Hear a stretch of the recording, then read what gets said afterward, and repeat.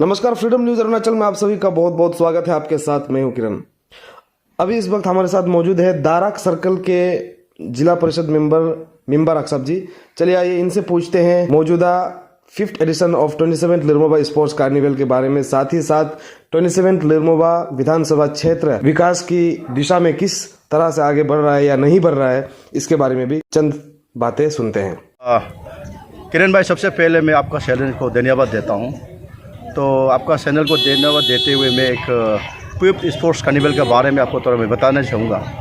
ये किरण भाई, ऐसे सिर्फ ये बात नहीं है कि स्पोर्ट्स प्रमोट करना है, बट इसमें एक हमारा एमएलए का एक मिशन है कि वननेस, हमारा जो आलो का हो या ये लिरमोबा का हो, योमचा को, काम्बा को, दाराक एक साथ दोनों को एक मीट टुगेदर करने का एक बहाना है, एक कॉन्स्टिट्यूंसी को वननेस करने का एक हमारा ये जरिया भी है। और हमारा ये स्पोर्ट्स जो एक्चुअली हमारा एमएलए का जो इसमें आपको पता होगा, मैं आपको बताना चाहूँगा आपका माध्यम से। आज का डेट में हमारा एमएलए का जो है सिर्फ स्पोर्ट्स कार्निवल मतलब करा के वो छोड़ता नहीं है। प्रोवाइडेड ही प्रोवाइड ऑल इंफ्रास्ट्रक्चर।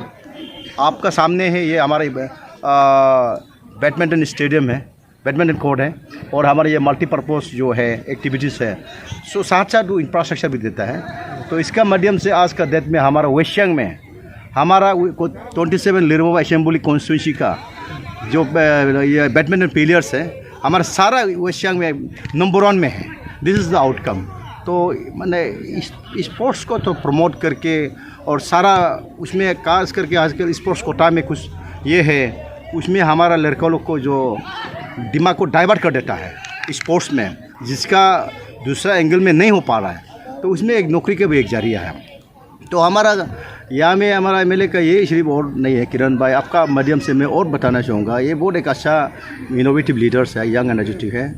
उसका एक है कि और स्कीम है, एक एमएलए टैलेंट्स स्कीम है। हमारा एमएलए यहाँ वो कराता है, वो स्कीम एक बहुत मतलब स्टूडेंट्स को जो क्लास 9 का अंडर, जो क्लास 9, 10 और 11, 12 जो पढ़ने वाला लड़का लोग का क्लास 10 और ये क्लास 10, 12 सीबीएसई का और बीए का और मास्टर डिग्री का जो टफ है, उसको हमारे एमएलए का जो एमएलए टैलेंट में स्कीम में एक अवार्ड दिया जाता है। बहुत एक लैपटॉप और बहुत कुछ एनकरेजमेंट करके इसका इसमें कॉम्पिटिटिव, इसमें क्या है कि मैंने धीरे धीरे जो स्टूडेंट्स कॉम्पिटिटिव हो जाता है मतलब, तो इसका बहुत महत्वपूर्ण जो भी है मैं कराता है।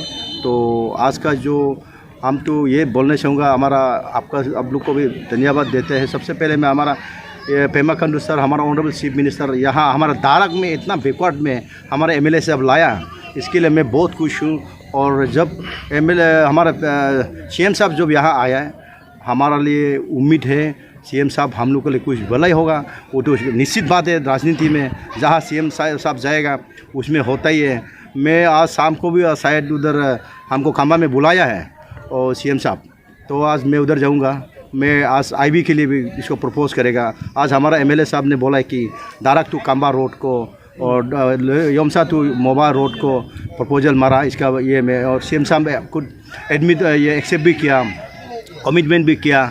आज शाम को साथ में फिर हम हमारा जो आईवी है, जो हमारा ये सर्कल में सबसे इम्पोर्टेंस है, हमारा वीआईपी आता है, वीवीआईपी आता है, जैसे गवर्नर हिज एक्सेलेंसी हमारा बेंजिलियन में आया था, तो उसमें हमको बहुत तकलीफ मिला कि वो तो इसका जो मैंने जो अरेंजमेंट एकोमोडेशन करने के लिए हमको बहुत तकलीफ हुआ। आईवी ठीक ठाक नहीं है, बाथरूम ठीक ठाक नहीं है, इसलिए मैं आज एमएलए साहब को, ये सीएम साहब को आज मैं उसको बात करूँगा। जी सर, एक बात ज़रूर पूछना चाहूँगा। आज की तारीख में आप भी देखते होंगे सोशल मीडिया में, यहाँ वहाँ फेसबुक में, यूट्यूब में Arunachal government led by Shri Pema Khandu के ऊपर काफ़ी कुछ एलिगेशन लगाया जा रहा है, भ्रष्टाचार का, करप्शन का। मैं बस आपके इलाके के बारे में पूछूंगा। जब गवर्नमेंट आता है तो गवर्नमेंट गांव-गांव के लिए योजनाएं बनाती है, schemes, different kind of schemes होता है, बनाते हैं, और बेनिफिशियरीज़ के लिए, गांव वालों के लिए, उनकी भलाई के लिए स्कीम्स बनाते हैं। तो आपको क्या लगता है, आपके इलाके में न्यामर कारबा जी के नेतृत्व में कोई भ्रष्टाचार हुआ है, या एवरी स्कीम जो गांव-गांव के घर घर तक पहुंचना चाहिए वो पहुंचा है, या कहीं पे गायब हुआ है?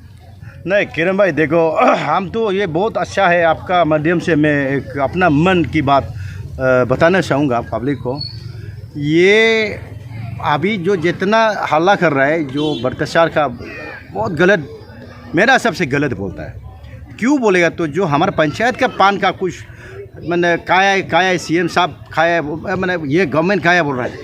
अरे भैया वो हम तो सीधा बोलते हैं, इसका सीधा सीधे बोलता है।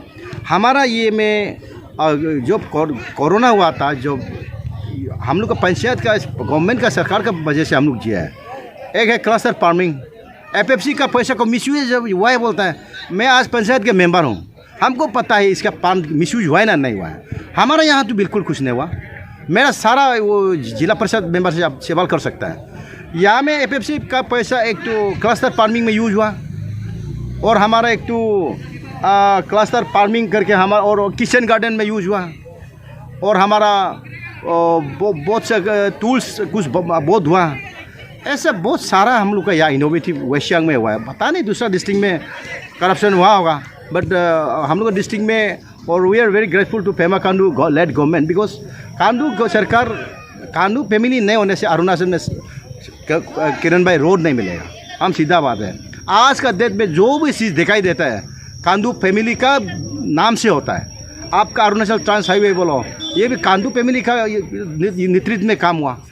और आपका सेक्रेटरीट में थोड़ा सा अरुणाचल में से सुंदर बिल्डिंग दिखाई दे रहा है, वो भी पेमा खांडू का फैमिली ने किया।